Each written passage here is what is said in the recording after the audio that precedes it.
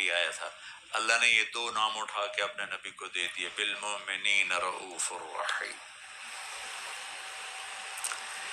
تو دوسرا کام زندگی کا سفر ہے محمد مصطفیٰ کی طلب، اپنے نبی کو ڈھونڈو، اپنے نبی کو پانے کی۔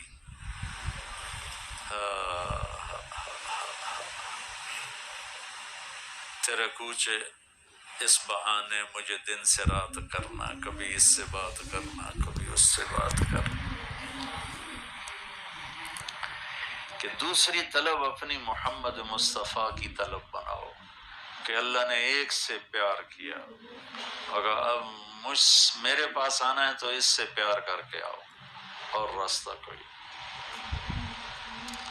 ان کو عزت دے کے آؤ، ان کو پیار دیکھ، ان کی اطاعت میں آؤ، ان کے سانچے میں آؤ، ان کے کریکٹر میں ڈال کے، جو میں نے مثال دی تھی عزیزیہ کے بیان میں، وہ اللہ ہم سے چاہتا ہے کہ محمدی بن کے دکھا دو، ظاہر بھی اور باطن بھی۔ کسی نبی کی زندگی محفوظ نہیں سوائے ہمارے نبی کی۔ کتنی عجب بات ہے، عیسیٰ علیہ السلام، موسیٰ علیہ السلام، نوح علیہ السلام، ابراہیم علیہ السلام، 4 بڑے نبی، زندگی کو کوئی ڈیٹیل معلوم نہیں، یہ 4 بڑے نبی کوئی ڈیٹیل معلوم نہیں ہے، اور ہمارے نبی کی بکریاں بھی معلوم ہیں، گھوڑے، اونٹ، خچر بھی معلوم۔ کیا کہوں میں، میرے نبی کی بکریاں تھیں 9، عجوہ، سکیہ، برکہ، زمزم، ورثہ، اطلال، اطراف، قمرہ، غیثہ۔ یہ 9 بکریوں کے نام آپ کو سنا رہا ہوں۔ 10واں بکرا تھا یم۔ حافظ آباد میں تھا تو تارڑ قوم کا سردار آیا، اس سے میرا بیان سنا۔ تو ہمارے ہاں بہت سے لوگ ہیں جو ہمیں کہتے ہیں یہ گستاخ رسول ہیں، ہمارے بھائی بریلوی بھائی، تو وہ ہمیں کافر کہتے ہیں۔ وہ بھی انہی میں سے تھے۔ وہ گھر گئے اور اپنے امام مسجد کو بلا کر کہنے لگے مولوی جی ایک مسئلہ دسو، اپنے نبی دی بکریاں دے نا کی ہیں؟ وہ کہنے لگا یہ کوئی مسئلہ ہے؟ وہ کہنے لگا مسئلہ ہے یا نہیں، پہلو ادا ساڑے نبی دی بکریاں دے نا کی۔ وہ کہنے لگا بکریاں دے بھی کدی نہ ہوئے؟ وہ کہنے لگا گل سن، تو آج تا مینوں آکھیا تبلیغ والے نبی نو نہیں منتے، میں انہوں دے مولوی نو سنیا انہوں دی بکریاں نو بھی منیندا ہے۔ اس مینوں انہوں دی بکریاں دے نا سنائیں، خبردار جے آئندہ تو کسی تبلیغ والے نو بیڑا آکھیا تھا۔ اللہ نے پیار کیا نا، پیار کیا تھا بکریوں کو۔ بکرا چرانے والی کون تھی؟ ام ایمن۔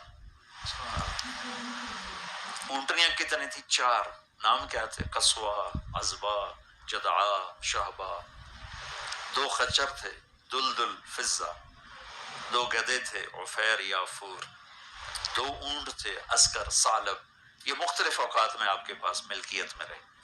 چند گھوڑے تھے، اعلیٰ سواری پہ بھی سوار ہوئے، مالداروں کو راستہ دیا، اور ادنا سواری پہ بھی سوار ہوئے، گدھا، غریبوں کو راستہ دیا، غریبوں کو بھی نمونہ دے دیا اور مالداروں کو بھی نمونہ۔ اب ہمیشہ گدھے پہ سوار ہوتے تو مالدار اچھی گاڑی کیسے لے سکتے؟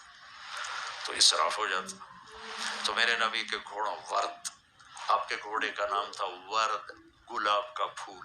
وہ گھوڑوں میں کھڑا جیسے گلاب کا پھول نمایاں نظر آتا ہے، یہ گھوڑا گھوڑوں میں نمایاں نظر آتا تھا۔ ورد، سکب، سبحہ، لحظاز، تراز، لحیف، مرتجل، مرتجز، یعصوب، یعبوب، یہ میرے نبی کے گھوڑوں کے نام تھے۔ آپ نے حج کی سونٹنی کے پیا قصوہ، آپ نے خطبہ کے سونٹنی پہ دیا قصوہ، آپ طواف زیارت کرنے کے سونٹنی پر گئے جدعا، آپ نے 11 تاریخ کو خطبہ کے سونٹنی پر دیا عذبہ۔ اتنی ڈیٹیل میرا اللہ بتا گیا۔ 11 تاریخ کو آپ کی اونٹنی کے نیچے کون کھڑے تھے؟ ابو بکرہ، ابو بکر نہیں، ابو بکرہ، یہ سقفی ہے، طائف۔ اتنا جب آپ کنکریاں مار رہے تھے تو کس نے اونٹنی کو پکڑا؟ بلال نے۔ کس نے آپ پہ سایہ کیا چادر کا؟ اسامہ نے۔ اتنی باریکی۔ آپ کے بال کس نے کاٹے؟ یہاں مینا میں ٹنڈ کروائی جو آپ نے، معمر بن عبداللہ نے۔ آپ نے تقسیم کیسے کی ہے؟ آدھے بال رائٹ سائڈ کے کٹوا کے، کٹوائے نہیں، منڈوائے، ابو طلحہ انصاری کو پورے آدھے دے دیے، اور باقی آدھے صحابہ میں تقسیم فرمائے۔ اتنی ڈیٹیل میرے نبی کی موجود ہے. تو بھائیو بہنوں، اللہ اس کے رسول کو اپنی منزل بناؤ. اگر دنیا میں خوش رہنا ہے اور آخرت میں سرخرو ہونا ہے تو باقی چیزوں کو دائیں بائیں کر دو. میرے نبی کا دین ہمیں رہبانیت نہیں سکھاتا لیکن نفسانیت بھی نہیں سکھاتا ہے. ہم اللہ اس کے رسول کو اپنی طلب بنائیں. یہ ہمارا جو سفر حج ہے یہ اللہ اس کے رسول کی طلب کا سفر ہے.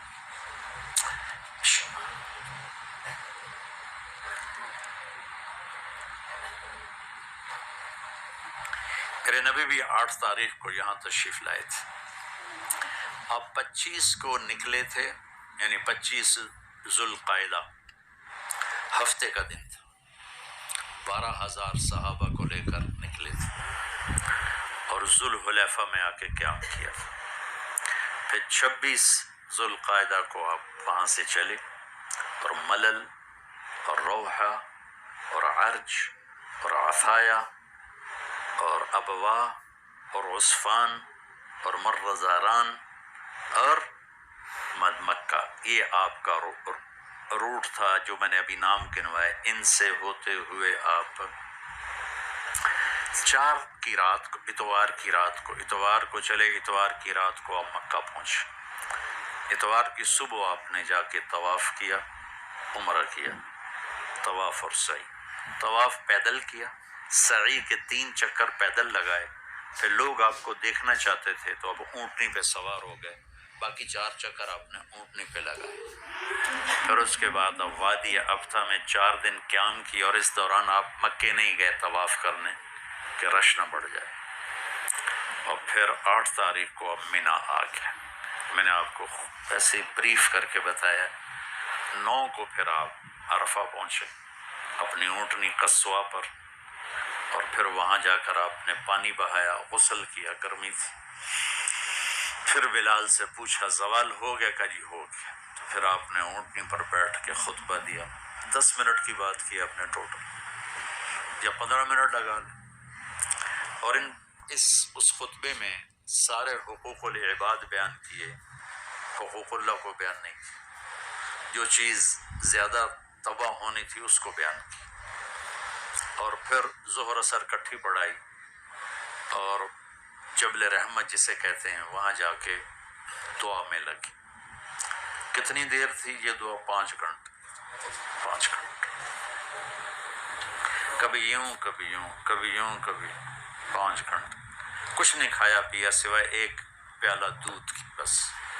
پھر مغرب کے بعد وہاں سے چلے. اسامہ کو پیچھے بٹھایا، راستے میں ایک جگہ استنجا کیا، وضو کیا. پھر مزدلفہ جا کے دوبارہ وضو کیا اور مغرب اور عشاء کی نماز پڑھی.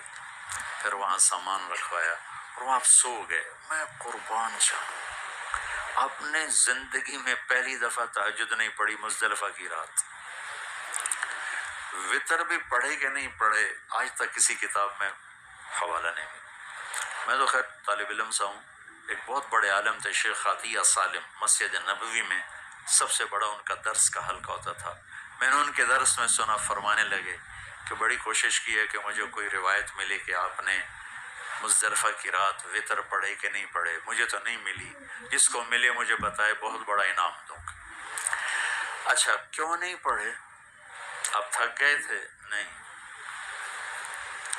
آپ نے امت کو سہولت دینے کے لیے تہجد نہیں پڑھی کہ میرے جیسے جو مزدلفہ میں جائیں انہوں نے نماز عشاء پڑھنی ہوگی تو تہجد کتنے پڑھوں. اور ویسے ہی بیچارے سیدھے سادھے لوگ پٹکے ہوتے ہیں. ایک ہمارے ذمہ دار دوست حج پہ آئے تو اپنی بیگم اور بیٹی کو بٹھا کر گئے مزدلفہ اور نشانی لگاتے گئے، ایتھوائن جاؤں ایتھوائن جاؤں، اور ٹوائلٹ گئے اور وہاں لائن لگی ہوئی تھی، دیر ہوگی. جب واپس آئے تو بسیں ہی بسیں، تو ساری ان کی وہ نشانیاں گم ہو گئیں. ساری رات مزدلفہ کدی بیگم نو سدے کدی دھی نو سدے، نہ بیگم لتی نہ بیٹی لتی.